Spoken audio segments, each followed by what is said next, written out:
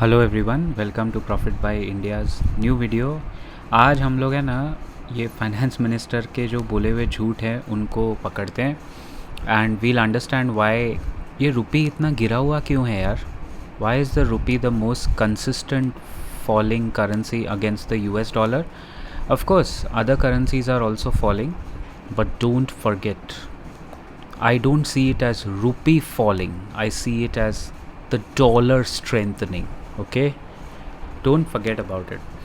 ये जुलाई का बजट याद है आपको, जिसमें बहुत हो हल्ला किया था कि इंटर्नशिप स्कीम लॉन्च करी है to create, I think if I am not mistaken they had a big figure of jobs कि इसमें इतने जॉब्स क्रिएट होंगे। Now that's why I say budget should always be measured against the previous budget.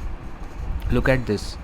PM internship scheme is not for jobs but for exposure, and she explains also foolishly that the scheme aimed to offer exposure through internships, giving candidates a better understanding of what was available in the market. It's the margin, because internship करेगा 2-3 महीना candidate, उसके बाद job ढूंढेगा। तो ये 3 महीना internship is not for absorbing the candidate, very clear. And she was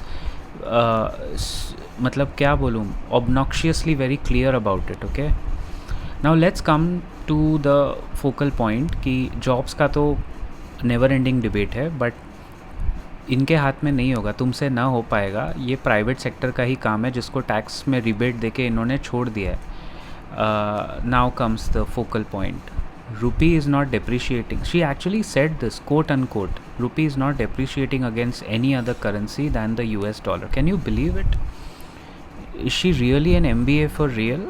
I mean, guys, अगर आप में से कोई अभी मैनेजमेंट एजुकेशन कर रहा है, आप इस what do you take back from this kind of statement? Obviously the US dollar is the world's reserve currency, so all other currencies have to be either pegged against it or they'll lose value against it. जैसे dirhams जो है, dirham is pegged to the US dollar, so UAE का dirham कभी dollar के against value rise या lose नहीं करेगा।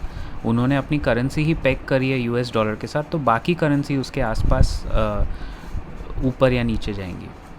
But this is just to tell you the kind of friction in the कथनी और करनी में जो गैप है, वो आपको बता रहा हूँ मैं।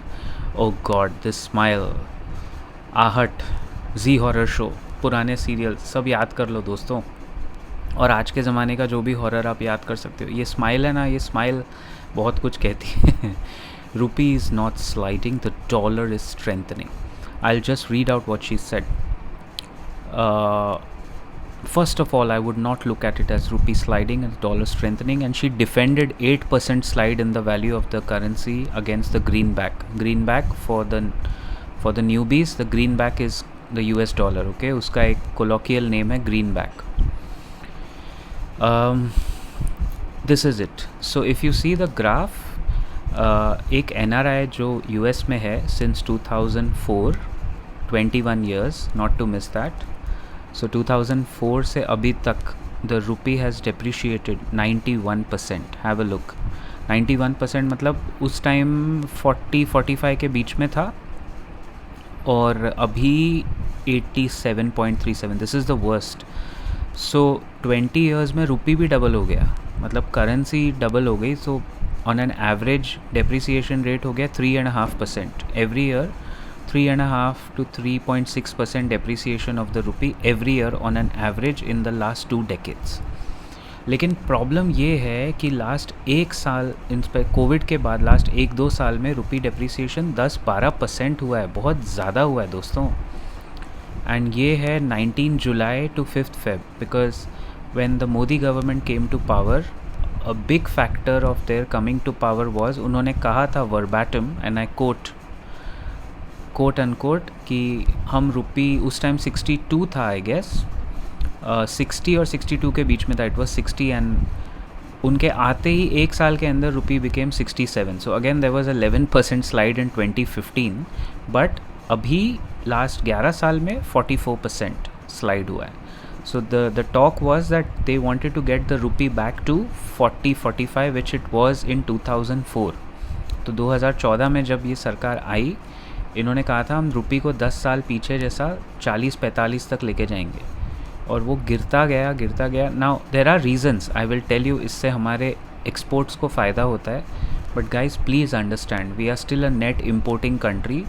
हम अपनी करेंसी को इस तरह अगर गिरने देंगे तो यूएस में जो बच्चे जाके पढ़ते हैं, imagine their plight. It's currency inflation beyond the normal inflation that we all face. This is more of a currency inflation. ये तो किसी के फ़ायदे में नहीं है, राइट? और डॉलर इतना स्ट्रॉन्ग होता जा रहा है तो वो जो मर्ज़ी जो भाव पे उठा के करेंसी में लोन लेके अपनी गेम खेल सकते हैं. Please remember, this was the moment guys when she said it's the margin, not to miss that. I am sure you guys wanted to listen to this. तो मार्जिन तो बचा ही नहीं है. 11 साल में आपने पूरा कमर तोड़ दिया. अच्छा ठीक है, जो हो रहा है, they are lot of reasons of international trade, finance, international business, currency fluctuation, I understand. लेकिन फिर उल्टे सीधे वादे तो मत करो ना. You acknowledge in front of the people that this is it, it's going to stay like that. Why are you trying to give, अब जब रुपी हाथ में नहीं आ रहा है तो अब बोल रहे हैं कि डॉलर स्ट्रेंथन हो रहा है. But why are you trying to give false narrative कि ये हम ठीक कर देंगे? ये तो गलत बात है. अभी लास्ट 3 साल में 72 से 3-4 साल में ये 87 पे आ गया, विच इज़ 20%. Guys 20% depreciation. हम लोग कोई टर्किश लीरा थोड़ी ना है. टर्की की करेंसी होती है इस तरह. मार्जिन और हाँ, नहीं, मुझे बिल्कुल गुस्सा नहीं आ रहा है. मैं कभी किसी को गुस्सा नहीं करता हूँ. मेरा सिर्फ थोड़ा आवाज़ ऐसा है, वो मैन्युफैक्चरिंग डिफेक्ट है, राइट? Remember this also. हाँ, what's leading to the rupee fall? Now let's talk some business guys.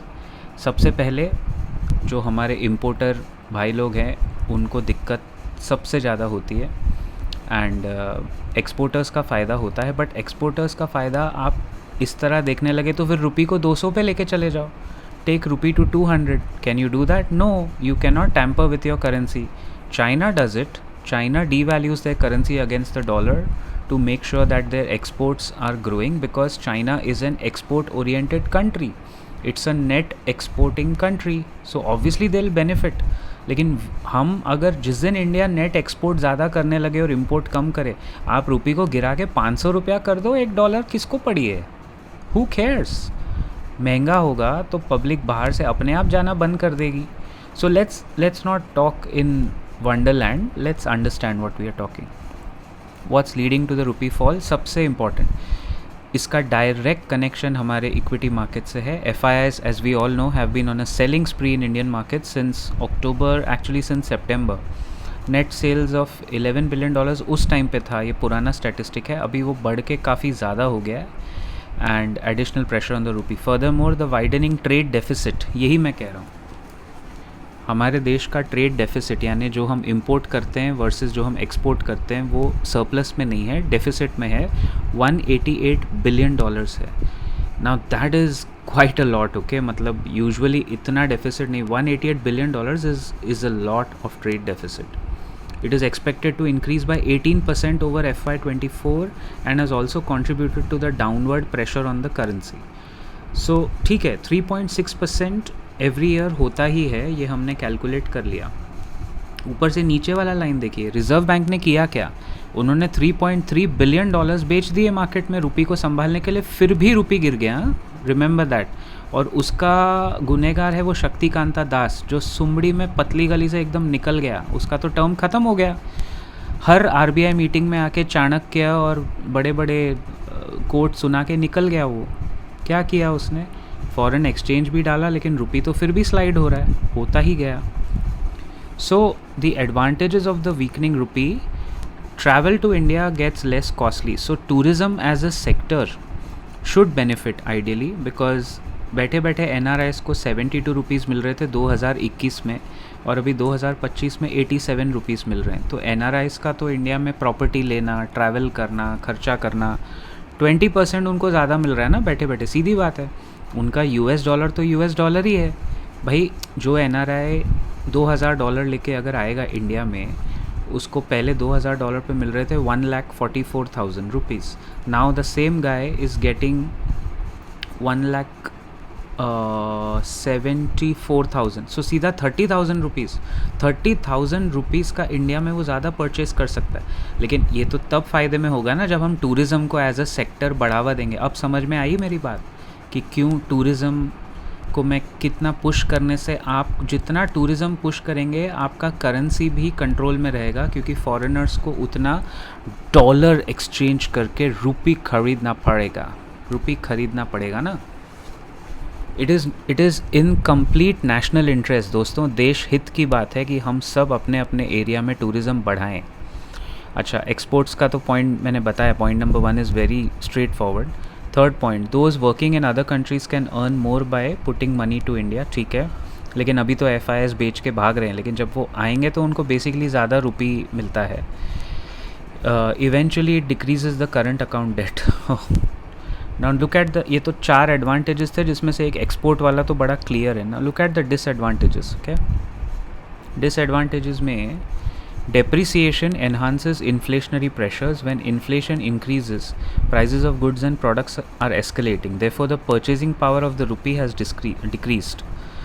फिर करंट अकाउंट डेफिसिट, जो थर्ड पॉइंट है, सबसे ज़्यादा जो फैलता है वो करंट अकाउंट डेफिसिट फैलता है। Fourth point, foreign travel and education costly हो जाता है। ये हमारे लिए बहुत बड़ा डेंट है। एजुकेशन अब्रॉड वो कॉस्टली हो जाता है एंड इम्पोर्ट कॉस्ट बढ़ जाते हैं, और इम्पोर्टर्स की तो दोस्तों कमर टूट जाती है। फिर क्या होता है, जो सामान हम इम्पोर्ट करते हैं वो हमें इंडिया में कंज्यूमर्स को महंगा बेचना पड़ता है। Case in point, crude oil. सबसे ज़्यादा इम्पोर्ट हम क्या करते हैं, गोल्ड और क्रूड ऑयल, और वो हमें यहाँ महंगा बेचना पड़ता है। हमारे जो ट्रेडर भाई लोग हैं, गोल्ड और क्रूड ऑयल, क्रूड तो वैसे भी, अब फिर पेट्रोल की कीमत बढ़ेगी। पेट्रोल की कीमत सबसे पहले आप ही के पॉकेट को हिट करने वाली है। And look at point number 6, when foreign investors and customers spend their dollars to take advantage of our country's goods and products, the value of the rupee increases. तो जितना ज़्यादा आप, एक ही तरीका है इसको ठीक करने का। वैसे भी मैंने एक सॉल्यूशन का स्लाइड भी बनाया है। In fact all of these slides I have taken from one of the popular education portal, so full credit to them.